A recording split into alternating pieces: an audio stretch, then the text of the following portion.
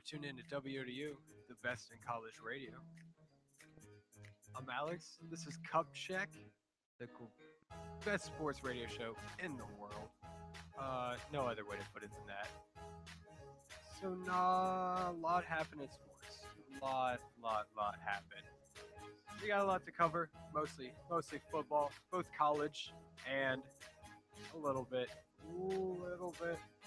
of NBA, college, NFL, little NBA. Media day happened, so that was big. That was a big thing. So we'll just delve right into it, I guess, starting with football. So go right there. Go with the Bears. The Bears were they're having a fire sale to say the least. They've given up on their team, I suppose. That's the best way to put it. They're getting rid of everybody. Anybody's for sale. Cutler's injured, which I guess hurts them substantially, even though Cutler's an okay quarterback. Uh, I mean, to fire sale, 0-3, yeah, it's not great. The Packers are playing phenomenal. I mean, the Packers don't look like they're gonna lose anytime soon. Then you got a team like you got the Vikings. The Vikings don't look too bad. The Vikings are looking pretty good. I mean they've lost one. They looked really bad to San Francisco. But other than that, I mean they've looked like a solid team who can go win a couple of games, maybe make the a wild card type playoff thing. 2-1's pretty good start, especially for the Vikings who coming in wasn't expecting a whole lot. I mean, Adrian Peterson coming back, he looks like he's now in his form, his normal Peterson self. I mean it. The Bears are in trouble. The Lions are also 0-3 though. I don't think the Lions are going to fire sale as of right now necessarily. I mean maybe they do. That would be kind of surprising, seeing as I think they're a good quarterback away from being a very good team, a very good team, almost Super Bowl contender. I mean Stafford's their big problem. Stafford's an okay quarterback, and when you have an okay quarterback, you got to keep him. But I just Stafford's okay at best.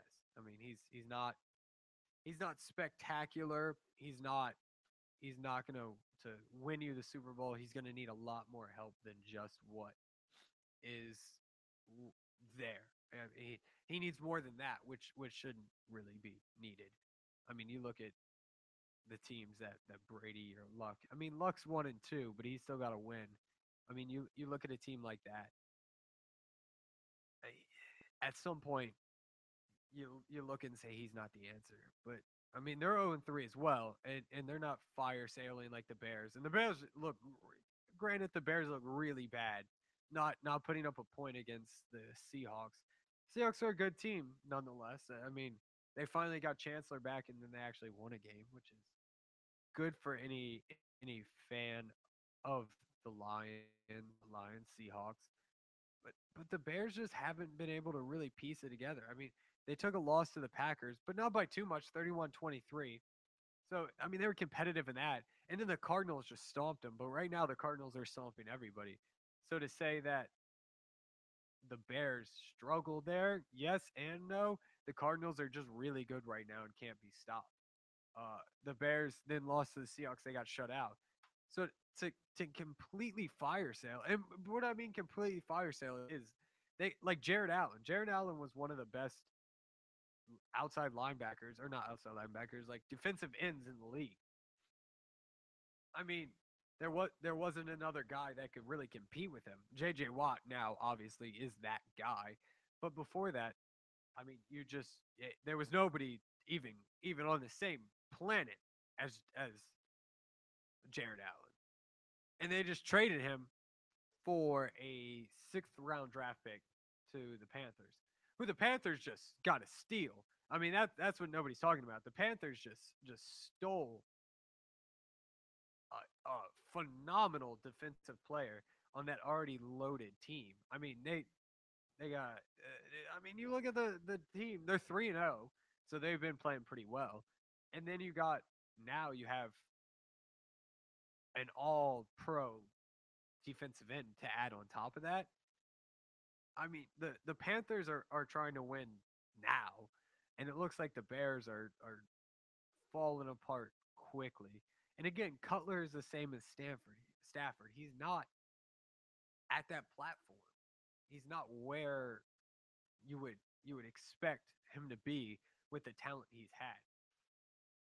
I mean, you look at the defense he had, you look at the weapons he had in Brandon Marshall and in Alshon Jeffrey. So you look at all of that. He has he has the weapons. He just isn't using them correctly. I guess is the best way to put it.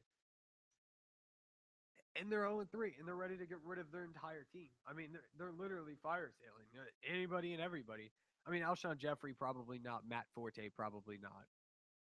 Just because those are they're big star players. But everybody else is kind of up for grabs if you want them in Chicago. But Chicago being 0-3, they may not have as many star players, many players that are hot commodities. So, I mean, we'll see where the Bears season goes. But at this point, it looks like they're in for the loss. They're just trying to make it to the end of the season, have a lot of draft picks, try to rebuild next year. And then you got we touched on it for a second, but the Cardinals. Where did this come from? I mean, the Cardinals last year were really good, might I add. Carson Palmer was just tearing through the league. I believe they were undefeated with Palmer at the helm last year before he got injured. And now they're back in that same boat. Arizona put up 2 40-point games in a row. I mean, they're averaging 42 points a game. I mean, that sounds like some Oregon numbers, college-wise, old Oregon numbers. I guess we'll get to Oregon later, and they're just shellacking they took. But I mean, you look at the Cardinals, 42 points for, and then they only give up 16.3. They had 2 touchdowns within 2 plays of each other on pick sixes from the almighty Colin Kaepernick. I mean, you look at what people thought of Colin Kaepernick when he first came out. They're like, "Oh, Colin Kaepernick, he's the truth. He's gonna, he should definitely replace Alex Smith." I mean, Alex Smith isn't the greatest quarterback out there, but I think we've seen Colin Kaepernick is not the guy people thought he was. He's a big guy. I mean, he's tall. He's built okay, but he's run first. He's a run first mentality with an okay decision making and an okay arm. I mean, he's no better than most quarterbacks in the league. In fact, he's not as good as most quarterbacks in the league. I mean, you just look at who you have and what quarterbacks are available. Colin Kaepernick's far down on that list. I mean, it. So for people to say Kaepernick was San Francisco's answer was false. But then you look at Arizona's defense to be 2 pick six back to back. That's not something that happens ever. I mean, for Kaepernick to literally just come out, throw an interception, go, all right, I'll get him on the next one, and throw another interception for a touchdown. Yeah, it's Kaepernick's decision making, but also the Arizona Cardinals defense is really good. I mean, I'm really good. So, will they continue the run? As long as they stay healthy, there's nothing to implicate that the Cardinals are not going to be in the mix at the end of the season. And you look at that organization, not organization. You look at the standings right now in the NFC West. I mean, they're running away with it. They're 3-0, and then St. Louis is next at 1-2, followed by San Francisco and Seattle, both at 1-2. People think Seattle is gonna, put it together, but Seattle looks terrible. I mean, Seattle doesn't.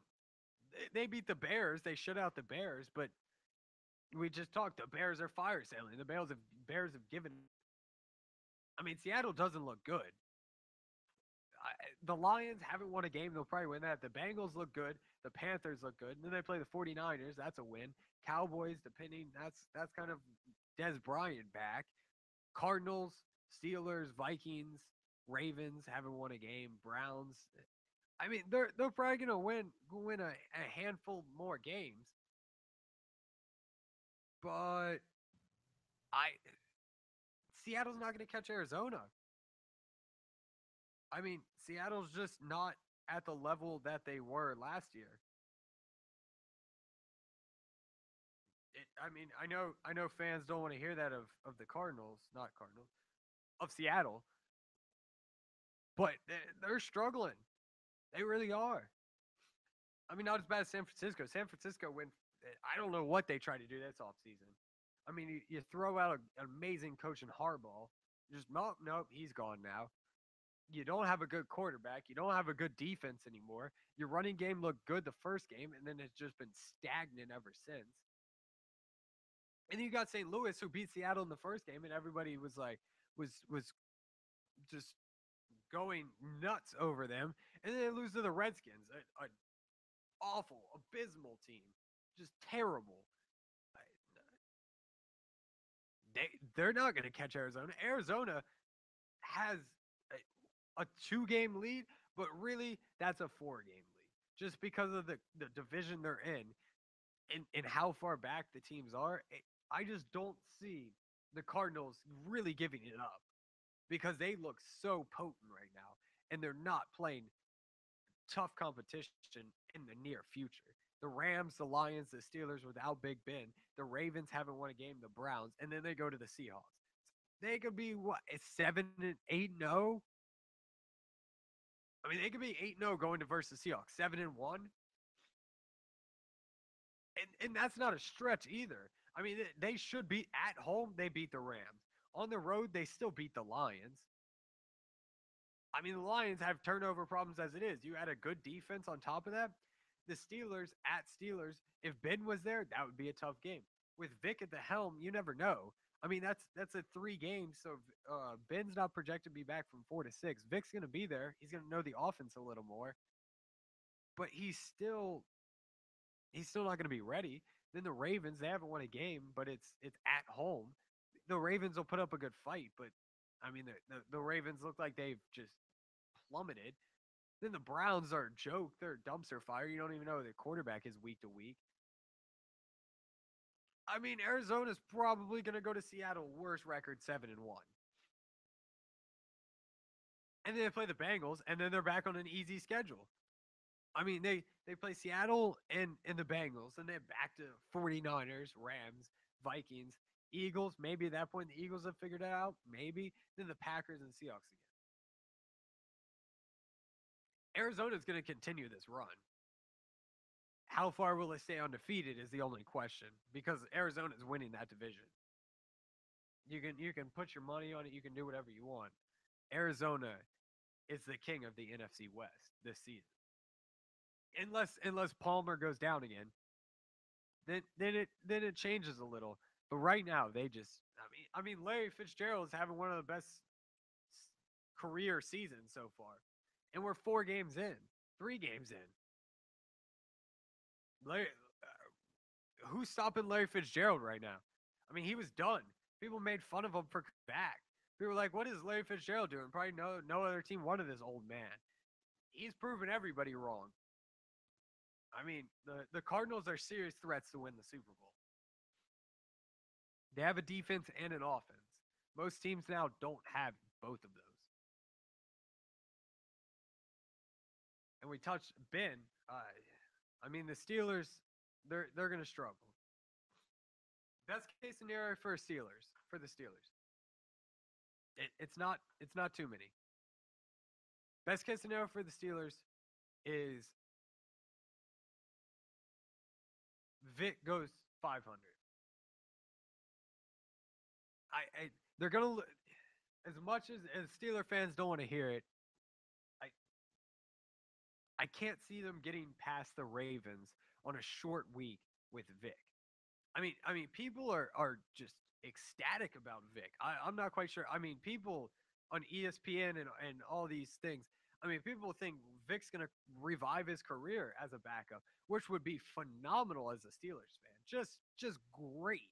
If Vic could go 2006 Vic, 2004 Vic, like Falcons Vic, I, but you're literally taking the exact opposite of Ben Roethlisberger.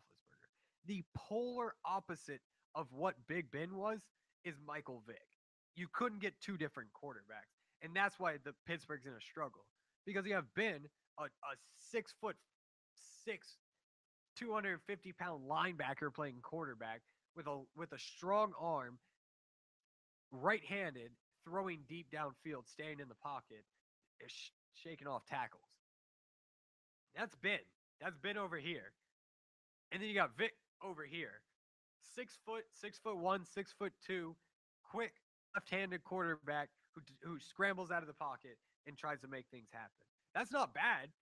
I mean, that's kind of the way uh, the NFL has kind of moved to, but it's different, and it's going to take time to learn that. So, and you look at the schedule the Steelers have, it's not a cakewalk for the next 6 games. Let's say Ben takes the whole 6. Just break down the schedule here. I mean, you got the Ravens at home. It's going to be hard to see Vic rebound that or learn the playbook that quickly. I understand he's a backup and he should be learning it. But to get the chemistry and everything, I mean, unless Bell has a phenomenal game, which is possible. He didn't have a great rushing yard last week, rushing attack. I mean, he caught some balls out of the backfield, but I mean, the big thing is if Bell has a good game, I think they can get past the Ravens, but that's asking a lot. So it's going to be tough for Vic. And then at the Chargers haven't done great, but they have a good offense. I mean, by that point, Vic should probably have learned the offense well enough and everybody well enough. That one's a push. I mean, they win that one. Then they got to play the Cardinals, even if it's at home. The Cardinals again look unstoppable. Then at the Chiefs look pretty bad. Can't throw. They completed their first pass to a wide receiver in this decade, it seems, to Jeremy Maclin near at the end of the game. But it's at Arrowhead Stadium, one of the toughest stadiums to play at. Then the Bengals are undefeated. It's at home. I mean, by this time, Vic should learn the offense, but the Bengals look like they've kind of put it together, and they may be the ones to beat. And then you got the Raiders, who the Raiders are peaking at the right moment. Now again, I think Vic could come out of this 3-3. I mean, possibly the Ravens that would put them like 4-2, I think. But I mean the Chargers, the Cardinals, they're not going to be able to pull that out. The Chiefs they should be able to beat. The Bengals will be a push, and they should. I mean they can beat the Raiders, but it really comes down to what Vic has left in the tank and what he can do with the team around him. I mean, he's got the best wide receiver in the league in Antonio Brown. I mean, you got Antonio Brown or Julio Jones, you take your pick. I mean, right now, Julio's probably the guy. But I mean, if you had been the whole season, I think Antonio Brown and Julio were battling 1-2 the whole time. So he's got one of the top 2 wide receivers in the league. He's got one of the best running backs in the league, top 3 running back in the league, in Le'Veon Bell. I mean, Vic has the weapons. The defense is going to have to step up, and they did. I mean, they only gave it 9 points, 9 to 12. So I think it was 6 to 12 actually. So they have the defense as of right now. Now, granted, St. Louis doesn't have the greatest offense, but I mean, if Vic can find his niche, they go 500 while Ben's gone. They go 3-3, which puts them in a good standing. I mean, yeah, not a if Ben was there, they could probably go 4-2 in this 6 game stretch. But 3-3 is not going to be bad. I mean, Cincinnati, even if they win them all, Cincinnati's going to be 6-0. Or no, you had 6 games; they're going to be 9-0. I mean, 3-3 puts them at 5-4. That's not great, but that Baltimore hasn't won a game, and Baltimore winning out these 6 games would almost be impossible. You got Cleveland at 1-2, don't have a quarterback. I mean, Pittsburgh's vying for a wild card spot, but they're not even out of the AFC North. So it'll just take time for Vic to catch on to the offense. And if he does, the Steelers are going to be fine. But if it takes him a while, the Steelers could struggle. But I think 3-3 is possible, and that still puts them there. So Ben's injury hurts them, but it doesn't knock them out.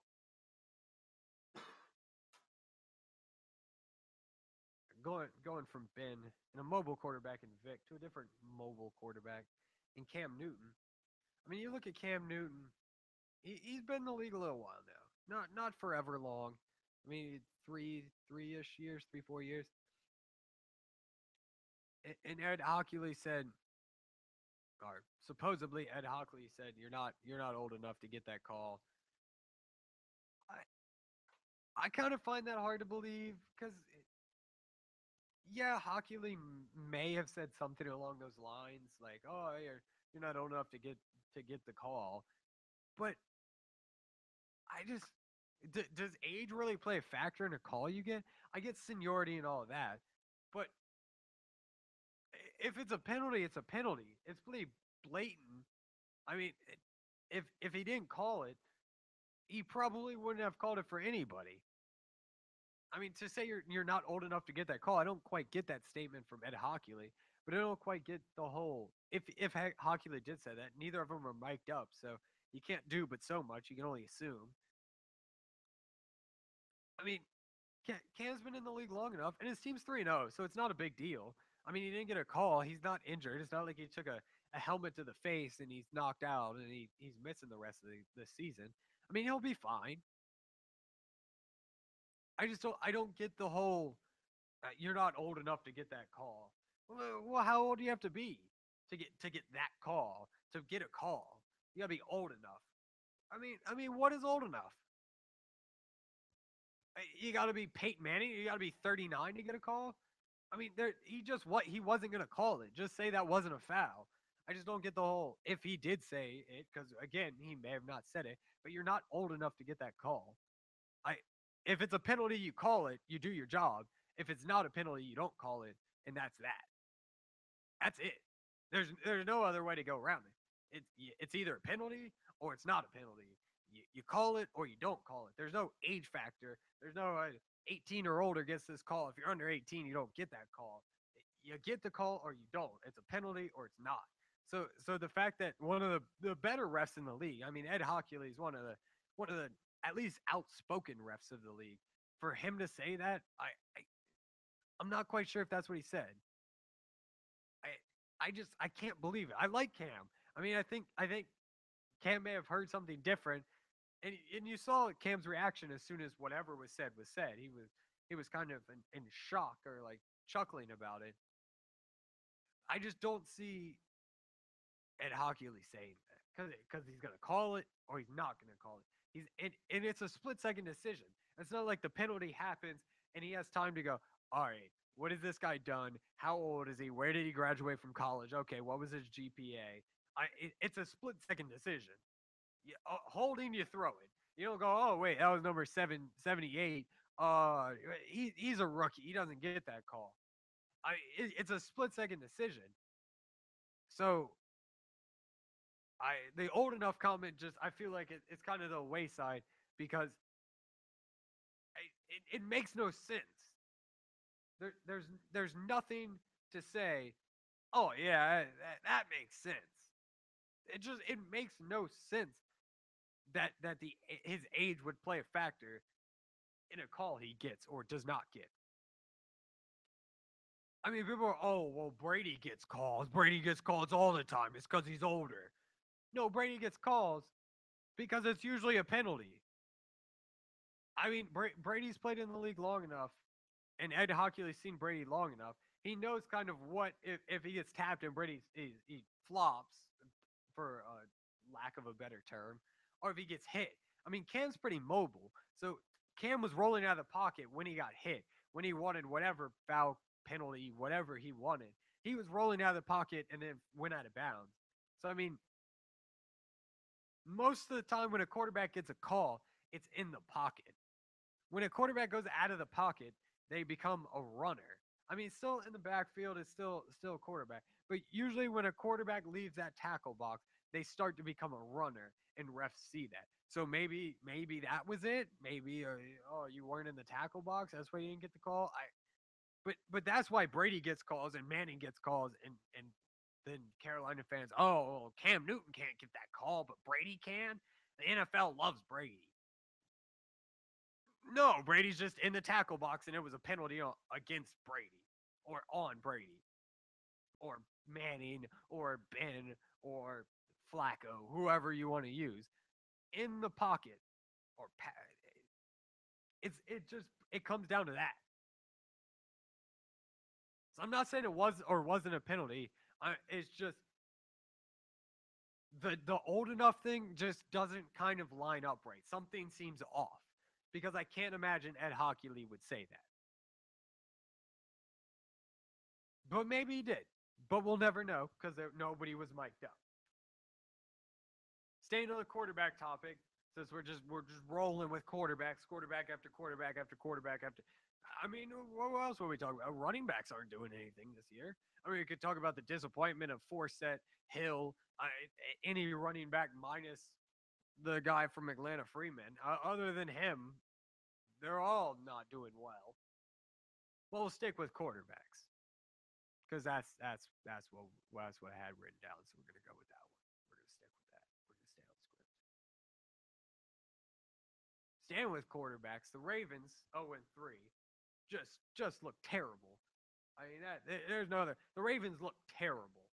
They looked a little better versus Carolina, or not Carolina, versus Cincinnati, but they still look really bad. I mean, really, really bad. 0-3. They may get a win over the Steelers due to the fact that it's a short week and Ben's out. But this raises a question, and I mean it's like an age old question. It's asked every week. It's asked every year. Okay, where does Flacco stand? Is Flacco elite? I, no, he can't be. Flacco is not elite. I mean, it's that simple. I don't know why people are trying to like fight for it or why people have so much like interest in trying to make someone elite or trying to make something that it's not. I mean, you're trying to throw the word elite around too much if you're trying to give Flacco the elite title. I mean, he hasn't done anything this season to give him that. And you say, "Oh, well, it's one season, so I don't. How can you do that? You can't count." He hasn't done phenomenal elite stats kind of ever. I mean, you look at it. He had a good defense. When he has a good defense, he won the Super Bowl. I mean, you look at it, and Rodgers last night had 5 touchdowns, no interceptions. So yes, SportsCenter did this whole thing on quarterbacks that have five touchdowns, no interception games since 2008. And I mean, you can't take that like for face value. It's a game here and there, but since 2008, you should be in that category. And the thing is, other than Manning, I mean, these people are considered elite, minus the last one. You have Breeze with 5 since 2008. You have 5 touchdowns, 0 interceptions. I mean, Breeze now he's injured. He hasn't done great, but Breeze was elite, and nobody contemplated that. Or yeah, nobody contemplated, talked about it. Breeze elite, equal. That was it. You said Breeze elite, people went yes, top 5 quarterback. Then you have Rodgers. Rodgers has 4 now. Again, Rodgers, even at this point, Rodgers, elite. Okay, it's over. Then you have Brady. Brady's got 2. Brady, elite, done, over. Then you have Roethlisberger with 2, tied with Brady. Oh, well, he's just a big arm with a good team. You know, he's got one of the best wide receivers. He doesn't make his team. You know, that's just how that's done. So Ben's not elite. Okay. If you don't want to call Ben elite, that's fine. I'm not here to say Ben's an elite quarterback. That's not what I'm here to do. I'm here to say Flacco wasn't listed, yet Flacco is elite. Flacco's an elite quarterback. An elite quarterback should at least be in the conversation of those, right? I mean, you might have had an okay season. You might have done well enough. And okay, he didn't have to throw 5 touchdowns and no interceptions, but he did. I mean, you look at this season for Flacco. He has a 1-to-1 touchdown interception ratio. 1-to-1. He has 4 touchdowns, 4 interceptions. I That's not elite. You can't consider that elite. I mean, I don't know how you fight that. You can't consider that elite, and that's that. It's done. I To fight for Flacco to say he's elite is just kidding with yourself. He's shown us day in and day out that he's a good quarterback. I mean, nobody's going to fight that. He's got one of the strongest arms in the league. He can get the ball downfield. Him and Steve Smith are on the same page 24/7. I mean, he can literally just throw the ball with his eyes closed, and Steve Smith's going to be there as long as he just throws it as hard as he can, which he can throw at the length of the field. I mean, Flacco's arm strength is phenomenal. I mean, Flacco is a good quarterback. I'm not saying that, but to throw around elite like that, and you got paid like an elite quarterback, but when you have a good to great quarterback, you pay him because you don't want to lose him, and that's what they did. But he got this money, and then everybody goes, "Oh, he got his money. He's got to be elite." But Flacco's not elite. I mean, we need to stop joking to ourselves. Flacco's good. He's not elite. There's only a select few elite quarterbacks in the league. Probably three. There's probably three, possibly four in the entire league. And Flacco's not one of them. I mean, you got Brady. Brady's probably the best quarterback in the league. We'll get into who you would take over him or Rodgers. I mean, you got okay, Brady and Rodgers, one of the two best quarterbacks in the league, both elite. I mean, Manning has still kind of showed he's elite. I mean, he might not be at the level he was last year or the year before that, but he's still elite. He's still at that platform, the pinnacle. He's coming down, but he's still above most people's ceiling. His downslope is above Tannehill's ceiling.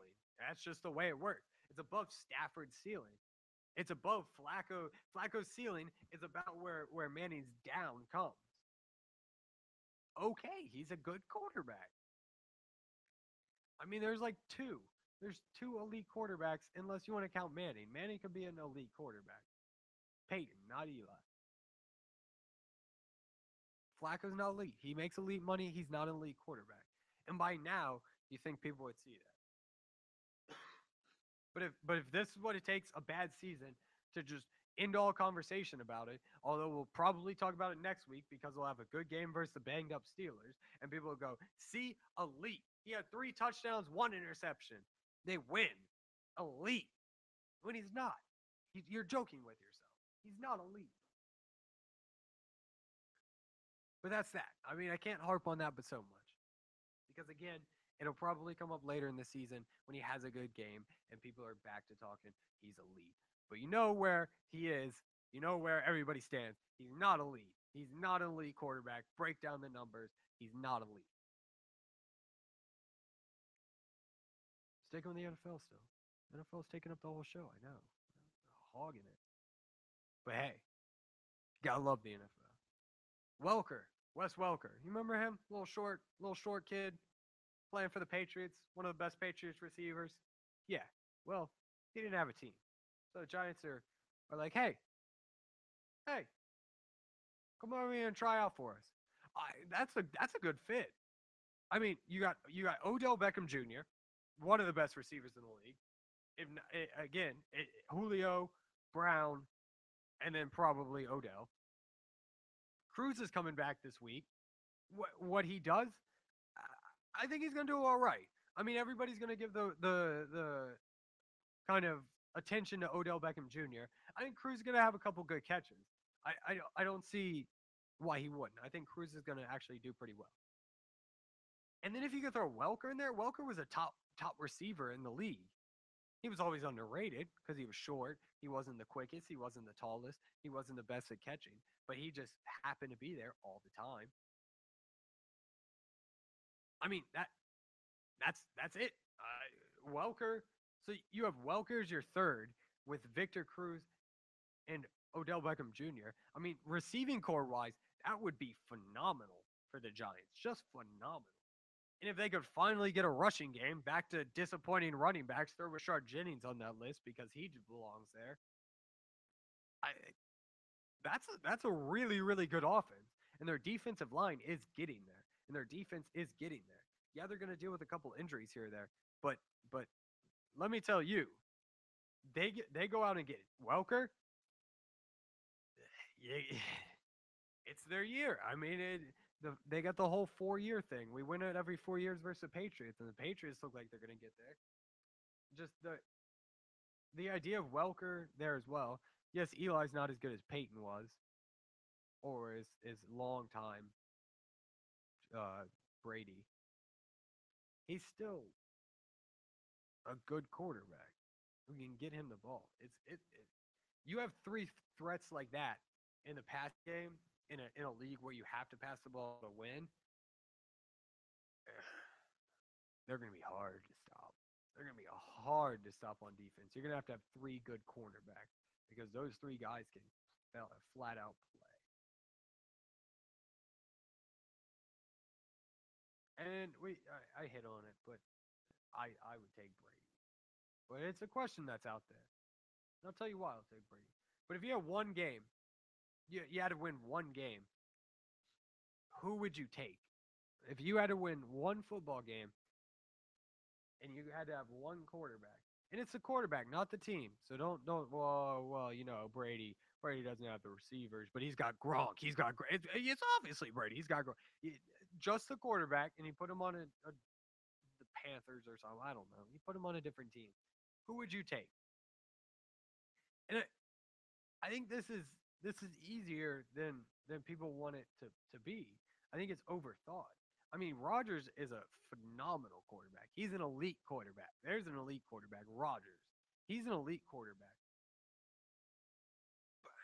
But he's won one Super Bowl. Or Brady's won what, 3 now? I mean, Brady's been good since he started playing. I mean, Brady as for the length of time he's been playing to still be relevant and still be just an elite quarterback after this long, just through his 400 touchdown. I think the easy answer is Brady. I mean, Rodgers has been good since he started, but I he hasn't his body of work doesn't top Brady's, and Brady has a larger body of work. I mean, to win one football game, looking at everything going on, I'm taking Brady. I think Brady can make those passes when it's needed in the clutch, and just Brady has that switch. And I'm not saying Rodgers doesn't. I'm just saying Brady's switch just is a little more powerful, a little more. It clicks a little faster than Rodgers. I mean, either one you take isn't a bad choice. I mean, if you have Rodgers or Brady as your quarterback in the final minutes, you're feeling good about yourself. I mean, you're just feeling great because I got one of the best quarterbacks in the league. But if you told me how to choose between them, I'm choosing Brady. I've seen more of him. I've seen what he can do. I've seen him without good wide receivers, and now we're seeing Rodgers without good wide receivers. We're seeing him with the older guys, kind of that.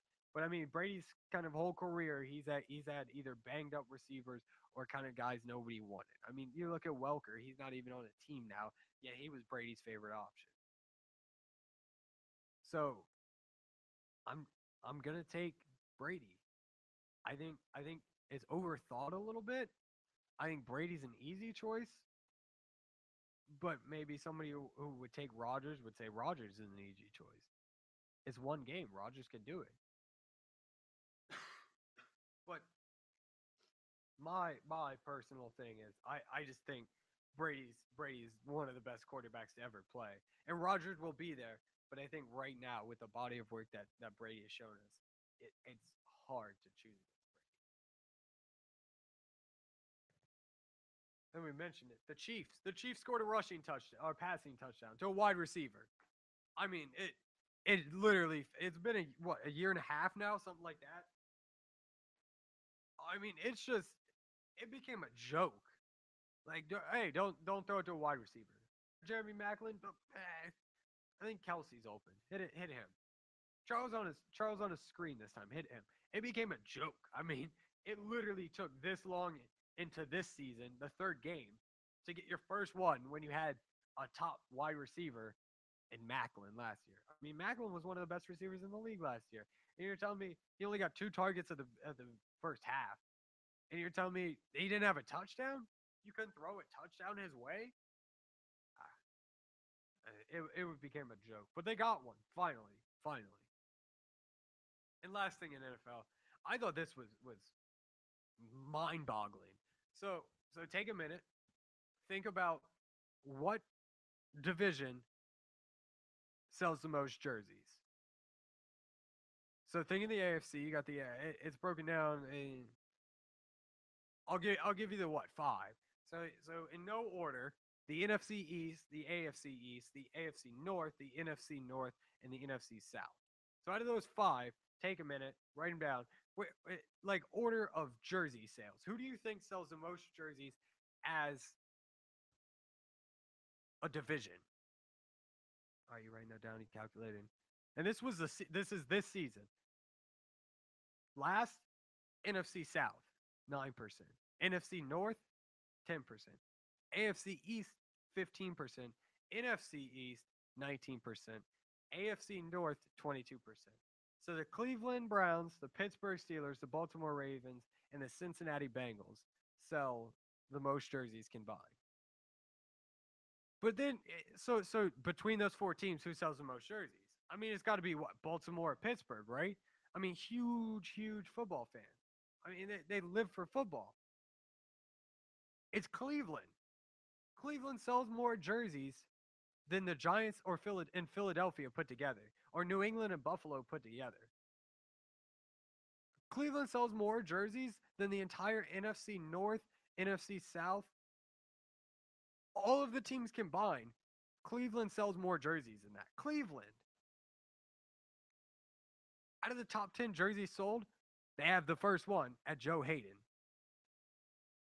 And then you look at defensive wise, they have the top 2 out of the top 3 in Hayden and Whitner. That's that's shocking. I mean, the Browns sell the most jerseys in the NFL this season. That's mind-boggling. The Browns. I don't know, man. That was just a fun fact I happened upon, and I wanted to let you guys kind of a little trivia there, so you can go back to your work cubicle and around the water cooler. But moving to college football, collegiate football. We'll just start with the bad news. ODU. We'll start with that if we have to. So ODU football played App State, Appalachian State University, and Appalachian State beat Old Dominion 49-0. First time Old Dominion's been shut out at home. Worst defeat. It wasn't good. It wasn't a pretty game. But what really was taken away from this game, I think it's pretty big, that the fans were doubting Coach Wilder.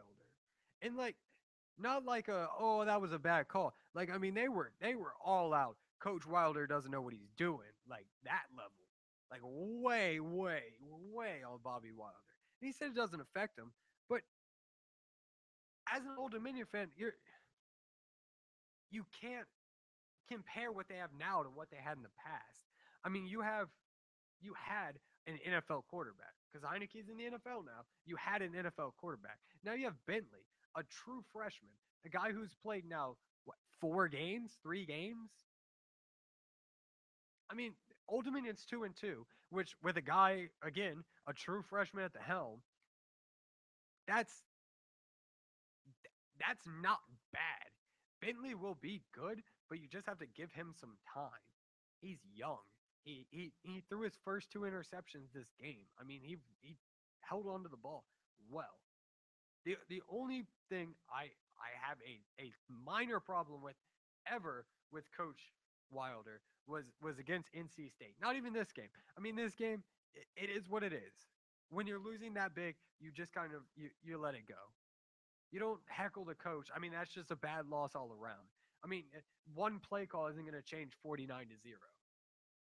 I, no matter what you wanted Wilder to do as a fan, you wanted him to kick a 70-yard field goal because you thought that would give him a better shot to win. I mean, there's nothing Wilder could have done to change a 49-0 victory. They could have scored maybe, but to ask for his head almost, because that's pretty much what the fans were doing, that's just uncalled for. The only thing I have a slight problem with Wilder was against NC State. I think they should have thrown the ball downfield more. You should probably take a deep shot 1 to 2 times a quarter, and they took about one the entire game versus NC State. I think they were very predictable at NC State with screen passes and runs. I think if they would have faked a screen pass and went deep, they may have been able to score a touchdown, and it would have been a different game. But Wilder obviously looked at more tape than I did. He knows his team. He knows his young quarterback. He didn't want to get him frazzled. He decided screen passes will boost his confidence. I'm gonna take Wilder's word. I mean, again, me as a fan, I want to see the deep bomb for a touchdown. Again, 1 to 2 times is usually standard. That's usually what you do a quarter. But he's got a true freshman quarterback who he really hasn't seen play at all because they got Lowry, one of the best running backs in the league, still even after a bad 2 weeks. He's 12th, so I don't blame him for anything really. I mean, it's just it. Yeah, some play calls here and there may have been different, but a 49-0 victory would have not changed by throwing a ball on third down instead of running it. I don't see the logic from the fans there. And for Wilder to do so much for the Old Dominion University football team, it's mesmerizing that the fans would turn that quickly. They're 2-2. I mean, if they keep this pace up right now, record wise, they're in a bowl game at 6-6. First year of bowl eligibility, and you're in a bowl game. UVA would kill to be in a bowl game. Let me tell you, being from Charlottesville, UVA would literally take anything to be in a bowl game. Not even a good bowl game. Not even go like a 8-4.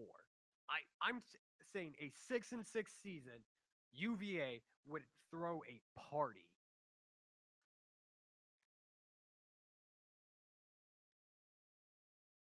Yet Old Dominion's in two and trying to get that bowl game, and right now on pace to get that bowl game. They're not looking great, but they're on pace. And we want the coach fired. 2 games into the season, you want the coach fired? Wait, what kind of logic is that? I mean, this fans don't even stay for the whole game even if Old Dominion's winning, and now they don't stay for the whole game when they lose, but they want the coach gone. I mean, at some point, Wilder needs to go. Okay, you guys want me gone? Well, you guys are gone at halftime. You guys watch till halftime and go, okay, I'm gonna go home and watch Alabama now. I'm gonna go home and watch some highlights. I'm gonna go home and take a nap. I'm gonna go home and have dinner. If you watch the stadium at halftime, 50% of the stadium clears out at halftime. So for them to complain about the coach when they don't even stay to watch him coach, it's just I mean I don't even know what to call it. It's just stupid. It's plain ignorance. That's the best way to put it. It's plain ignorance to call for the coach's head. Wilder has done so much for this organization, and you want to call for his head when he loses one game at home badly. Everybody's going to take their lumps like that. UVA's probably seen this loss multiple times at home. And yet the fans are still behind coach. Probably shouldn't be at that point. I mean, UVA's coach isn't doing great, but fans are still behind him. We have one loss, and we want him out. We want him gone. We question every play call he's had. Just get out of here with that. It's as simple as that. Stay the whole game, then you might be able to complain. Until then, I don't want to hear it. Wilder has done so much. We're probably going to win next week. It doesn't matter. And App State ran the triple option. I don't know if you know this, but Old Dominion never, ever, ever, ever, ever, ever in the existence can guard the triple option. So that right there, you knew they were going to lose. It's that simple. He's a great coach. If we lost him, anybody else would be just thrilled to get him on their coaching staff. So don't wish for him to be gone because Old Dominion will take a hard plummet to the bottom. Going to the power conference now. One of them. Oregon. Oregon. Oregon played Utah, both ranked. But oh my goodness, did they lose. It wasn't even close. Not even close. Oregon suffered their worst home loss in a long, long, long time. I mean, they weren't even competitive. Utah just ran them. Utah just like a track. They were just running like track. It wasn't even close. Usually, it's vice versa. Usually, Oregon just running it. You can't stop them. Oregon doesn't know what to do, or you don't know how to defend Oregon. It's like, oh, they're running everywhere. I don't know what to do. No. Oregon was getting just destroyed. And it's interesting. Very interesting. Oregon's 2-2 now. They're gonna miss the playoffs. It's that simple. I mean, they don't have a shot now. But 62-20. 62-20. Utah. Now, yes, Utah was ranked and still is ranked. But 62-20.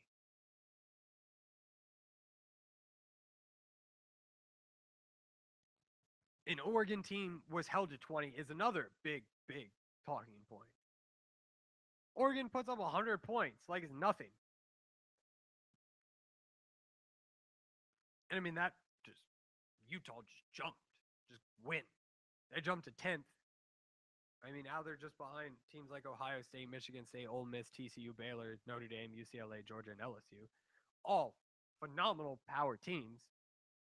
Nice TCU and Baylor. I mean, they're not the power conference, but they've been really good recently. But Oregon just got destroyed. There's no other way to put it. Oregon just isn't as good as they I guess were projected to be. And apparently Utah is pretty good.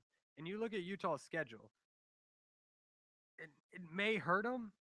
I mean, they versed 24 Cal, which is another ranked team. And they play I mean, if Utah could go undefeated, and as long as the four teams, the teams above them, the 9 other teams above them don't go undefeated, because I don't know if they can jump some of those teams, especially with the conference and schedules they have. Maybe a TCU or Baylor if they like have a bad win, they don't win by a lot. But I mean, they play Cal number 24, then at USC 17 right now, and then versus UCLA later on. I mean, those are big games. Those are tough games. So, I mean, Utah has a shot, but Oregon's done. Or and it's weird to say that because Oregon's usually there, but Oregon's done.